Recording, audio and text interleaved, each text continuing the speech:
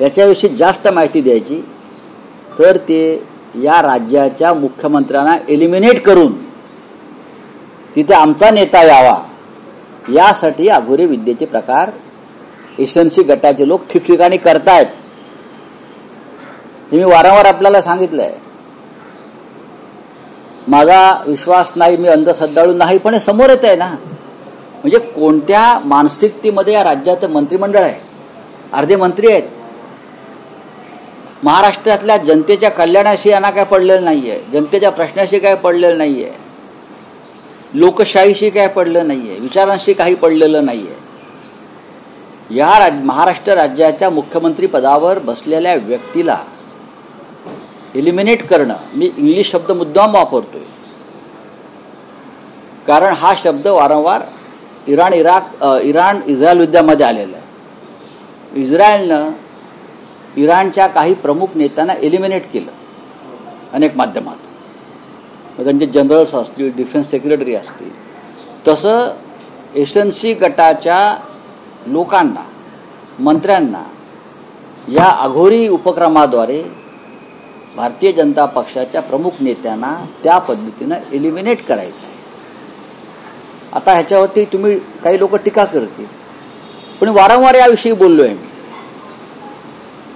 आणि जो प्रकार समोर आला, जी छायाचित्र आणि जे व्हिडिओ समोर आले, हे त्यासाठीच होतं.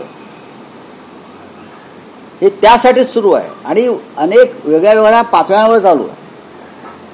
अगदी साताऱ्यापासून महाडपर्यंत आणि महाडपासून सावंतवाडीपर्यंत, पुढे बेळगावपर्यंत माझ्याकडे प्रत्येक गोष्टींची छायाचित्रणं आहेत. राहुल साहेब, महाराष्ट्रात एक मुद्दा पेटला आहे. हिंदी भाषा सक्तीला विरोध केला जातो आहे. राज ठाकरेंनी विरोध केलेला आहे, काँग्रेसनं विरोध केलेला आहे, शिवसेना उद्धव बाळासाहेब ठाकरे. आज माननीय उद्धव साहेब आपल्या अनेक भूमिका व्यक्त करतील, त्याच्यात ती एक असेल. आम्ही सगळे हिंदी भाषा बोलतोय, मी काली म्हणतो, आणि उत्तम प्रकारे बोलतो.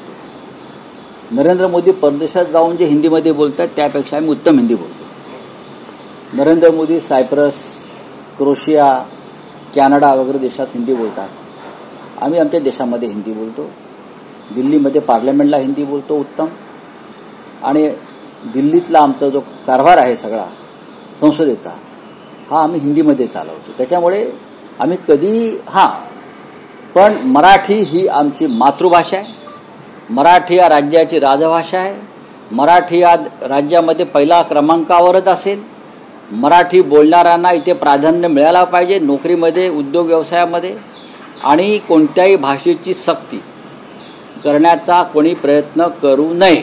नाही, पण राहुल साहेब, तुम्हाला असं वाटतंय का की महापालिका निवडणुका समोर आहेत आणि अचानक हा हिंदी भाषा सक्तीचा बघा, समोर येतो? हा मतांचा याच्यामध्ये राजकारण आहे.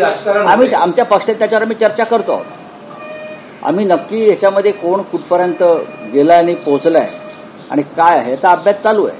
पण आमची निष्ठा ही मराठी राजभाषा मातृभाषेशीच राहील आणि ते असायलाच पाहिजे.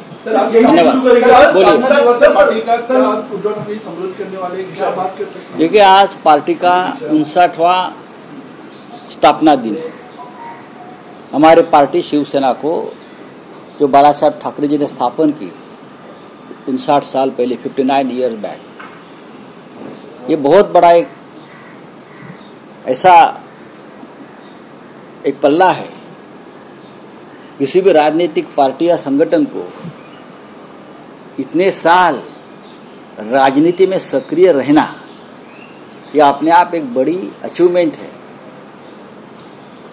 आज की जो कांग्रेस पार्टी है हमको जूनियर है, भारतीय जनता पार्टी हमसे जूनियर है. बहुत सी पार्टियां हैं जो हमारे बाद राजनीति में आई है, लेकिन शिवसेना को 59 साल हो गए.